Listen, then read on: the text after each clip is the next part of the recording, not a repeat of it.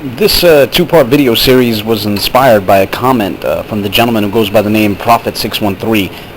On my Allah in the Bible video, Prophet left a comment which expressed shock at the ignorance of Hebrew which was displayed by Ahmed Deedat, since others had apparently tried to portray Deedat as some sort of a scholar.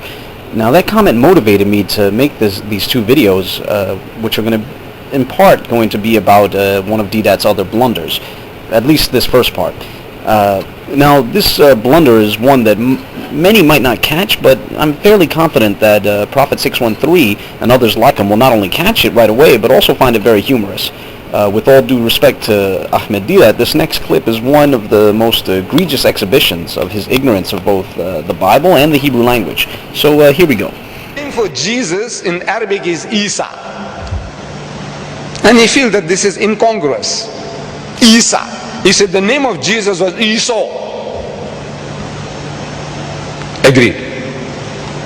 Classical Yeshua. Yeshua. Classical Hebrew. Common Hebrew Esau. Like you have the man James, you call him Jimmy or Jim. So they call Esau instead of Yeshua. Yeshua is a classical name for Jesus. Most probably his mother named him Yeshua. Commonly Esau. Hebrew Esau. In Arabic Eesa. Very close. You see, these are sister languages. Hebrew and Arabic are sister languages. These are dialects. One says Yom, Yom, Yom. Yomul Juma, Yomul Sabt. Yom, Yom. Ahad, Ikhad. Same. Salam, Shalom. Same. They are identical languages, sounding similar. Esau, Eesa. He said it's Esau, not Eesa. I am asking, where do you get Jesus from? Esau, if that is his name, and you are taking exception to Eesa, a pronunciation in Arabic of that Hebrew name Esau, Eesa, where do you get Jesus from now? You tell me now, where does Jesus come from? There's no J in the name. Okay, in case some find it too hard to believe their ears, yes, Deedat actually claimed that Jesus' Hebrew name was colloquially Esau, as in Esau from the Bible. Now, if you don't believe that, this lecture was not the only time that Deedat made that claim. You can see that also in his writings. For example, if we turn to his book titled Christ in Islam, we'll see that he makes the same claim there. So turning to chapter 2, page 6 of that book, Deedat states the following, quote, "The Holy Quran refers to Jesus as Eesa, and this name is used more times than any other title because this was his Christian name. Actually, his proper name was Eesa in Arabic and Esau in Hebrew, classically Yeshua, which the Christian nations of the West Latinized as Jesus. Neither the J nor the second S in the name Jesus is to be found in the original tongue. They are not found in the Semitic languages. The word is very simply Esau, Esau, a very common Jewish name used more than 60 times in the very first booklet alone of the Bible, in the part called Genesis." End quote. Now, that final sentence in that passage is, without a doubt, the most blatant example of how Deedat often bluffed with regard to his knowledge of the Bible. He claims that Esau is a very common Jewish name and tries to justify the claim on the fact that the name appears more than 60 times in Genesis alone. But anyone familiar with the Bible will know that Deedat reached that conclusion only after spending, 30 seconds with a concordance. Had he actually read the Bible for himself, he would have known that every single instance of the name Esau in Genesis is referring to the same person, Esau the son of Isaac, the twin brother of the patriarch Jacob. It's absolutely not a common Jewish name by any stretch of the imagination. For most Jews, it's the name of a villain, and it's even been historically used as a slur for the enemies of the Jewish people. Now, here I'd like to discuss the name of Jesus and then offer some thoughts on the Islamic name for Jesus. Now, regarding the Quranic or Islamic name, I'll basically be offering some speculations about its possible origins, but I won't be reaching any definitive conclusions. Even serious scholars of the subject are unsure about the origins of the Quranic name for Jesus. So what I offer here on the subject will simply be food for thought.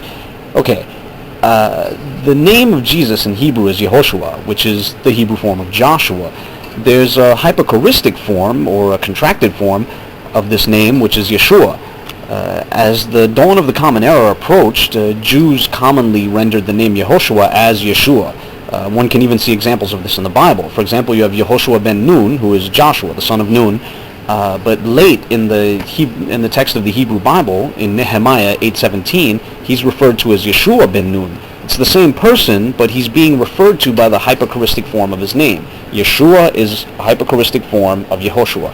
Now, when the Hebrew Yeshua was transliterated into Greek, it was rendered as Jesus. The S at the end is an issue with the Greek grammar. Now, the name would enter Latin, and that initial I would take on the graphical form of the J ultimately, which is pronounced differently in different languages. So people who get all excited about the J, it just depends on what language. For example, in Spanish, the character is pronounced more like the English H than it is the English J. And in ecclesiastical Latin, as well as German, Polish, and Croatian, that same character is pronounced like the English Y. Hence the reason you have names like Jesus or Jesus and so on in the different European languages. Whatever the case, while Deedat claimed that the Arabic name for Jesus is Eesa, that's not entirely correct. That's actually the Quranic name or the Islamic name, but it's not strictly the Arabic name. Arabic-speaking Christians call Jesus Yeshua, which corresponds exactly with the aforementioned Yeshua, as well as the name found in the Peshitta, which is the ancient Syrian Aramaic version of the New Testament.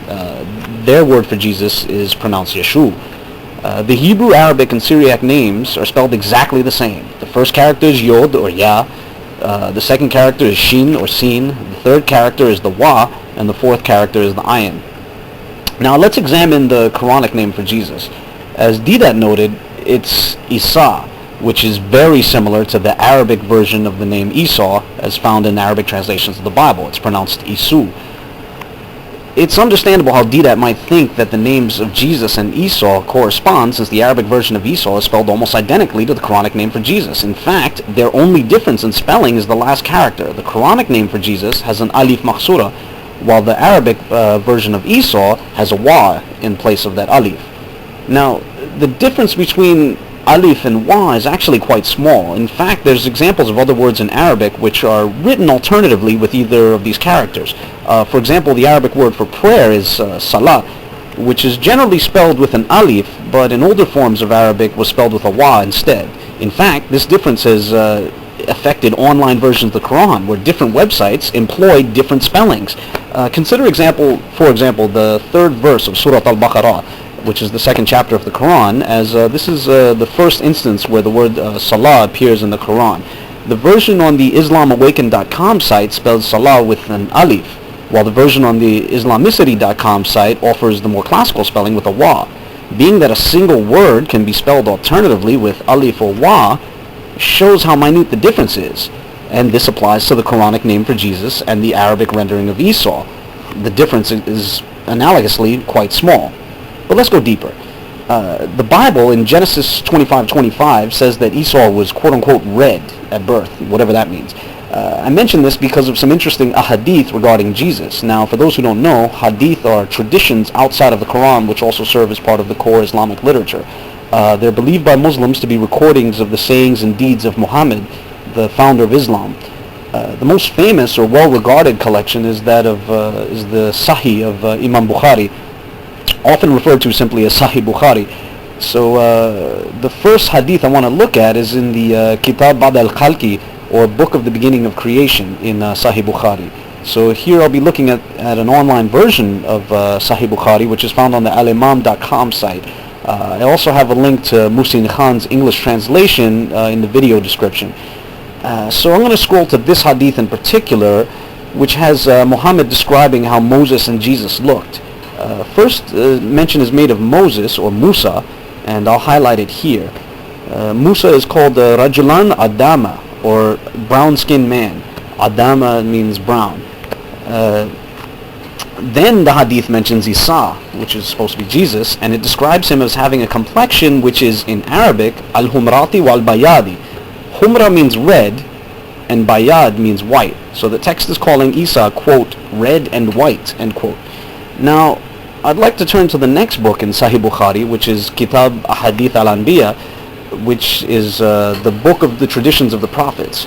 And I'd like to show this hadith, which is also describing Moses and Jesus.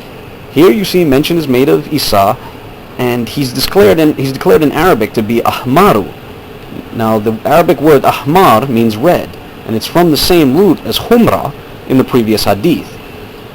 The reason I showed these two hadithain is because we see another admittedly mild similarity between the Islamic Jesus and the biblical Esau. Not only are their names spelled similarly, but they're also both described as red. In part 2, I'm going to go deeper into what this might mean, and then I'm going to get into the names.